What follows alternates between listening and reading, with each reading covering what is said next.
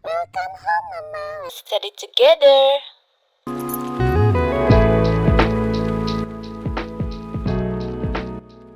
Hai moms, welcome to this channel. Kali ini kita akan membahas gimana caranya agar mama bisa tetap bersemangat dalam menjalani aktivitas keseharian meski sedang menghadapi berbagai cobaan hidup. Berikut ini adalah 10 tips yang bisa mama coba terapkan agar mama lebih produktif ketika malas melanda. Yang pertama adalah dengan membuat daftar tugas sederhana. Mama dapat membuat to-do list berisi aktivitas apa saja yang perlu mama lakukan di hari ini. Buatlah daftar tugas secara sederhana, jangan terlalu banyak sehingga belum mulai saja mama sudah merasa tertekan akibat banyaknya tugas yang perlu mama lakukan. Tulislah to-do list secara ringkas dan tulis hanya inti-inti dari pekerjaannya saja. Misalnya, untuk tugas hari ini, mama perlu 1. Mengajarkan kakak belajar dengan menggunakan flashcard, 2. Berolahraga selama 10 menit, dan 3. Merapikan kamar. Tips yang kedua adalah menentukan prioritas utama. Mama perlu fokus pada 1 atau 2 tugas yang terpenting yang perlu diselesaikan hari ini. Menyelesaikan tugas prioritas bisa membuat mama merasa lebih produktif tanpa harus terlalu banyak memaksakan diri. Misalkan, dari to-do list sederhana yang telah mama buat sebelumnya, mama memutuskan bahwa kegiatan prioritas yang penting sekali untuk mama lakukan hari ini itu adalah mengajarkan kakak belajar dengan flashcard.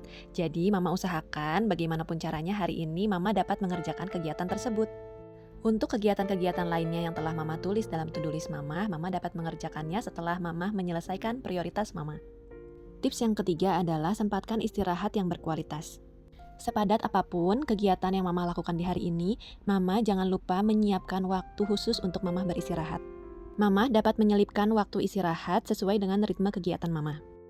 Misalkan mama dapat beristirahat sejenak di siang hari, atau untuk mama yang bekerja office hour, mama dapat beristirahat sejenak di sore hari ketika sudah pulang kerja. Gunakan waktu istirahat sejenak mama secara berkualitas, misalkan dengan cara power nap untuk merecharge kembali energi mama. Dan jangan melakukan aktivitas-aktivitas lainnya yang dapat membuat mama tambah lelah saat mama beristirahat, seperti scrolling media sosial atau malah bermain gadget. Mama juga dapat menggunakan teknik Pomodoro, yaitu mama dapat beristirahat selama 5 menit setelah mama bekerja selama 20 atau 30 menit. Istirahat singkat ini memberi mama kesempatan untuk mengumpulkan energi kembali. Tips keempat adalah saat istirahat selama 5 menit dalam teknik Pomodoro itu, mama dapat melakukan aktivitas fisik ringan. Berjalan-jalan sebentar atau melakukan stretching bisa membantu mama untuk meningkatkan aliran darah dan membangkitkan semangat. Gerakan fisik seringkali bisa melawan perasaan malas. Tips kelima adalah dengan menggunakan pengingat visual. Mama dapat menempelkan daftar tugas atau kata-kata motivasi di tempat yang mudah terlihat. Ini bisa memberi dorongan visual untuk tetap termotivasi sepanjang hari. Selain pengingat visual, mama juga dapat menggunakan pengingat audio seperti dengan mencamkan dalam hati afirmasi positif untuk diri mama. Mama dapat menarik nafas dalam-dalam terlebih dahulu, tarik nafas dari hidung dan hembuskan perlahan dari mulut. Kemudian mama ucapkan dalam hati, saya bisa, saya sehat, saya bahagia. Tips yang keenam adalah ciptakan rutinitas pagi yang menyenangkan. Mulailah hari dengan aktivitas yang mama sukai, seperti menikmati kopi atau melakukan perawatan diri. Ini bisa membuat mama lebih semangat menghadapi hari. Mama juga dapat berjalan kaki sejenak di pagi hari sambil menghirup udara segar, atau melakukan olahraga ringan dan stretching di pagi hari. Tips ketujuh adalah kurangi gangguan digital. Mama dapat mematikan notifikasi atau meletakkan ponsel di tempat yang jauh saat mama melakukan pekerjaan. Hal ini dapat mengurangi distraksi dan dapat membuat mama lebih fokus. Mengurangi gangguan digital sangat penting agar mama tidak kehilangan fokus mama dalam menyelesaikan prioritas pekerjaan mama di hari ini.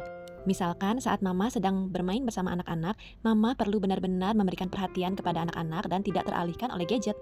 Jika mama merasakan dorongan yang kuat untuk melihat gadget mama atau untuk melihat media sosial misalnya, mama dapat mengalokasikan waktu khusus setelah pekerjaan utama mama selesai.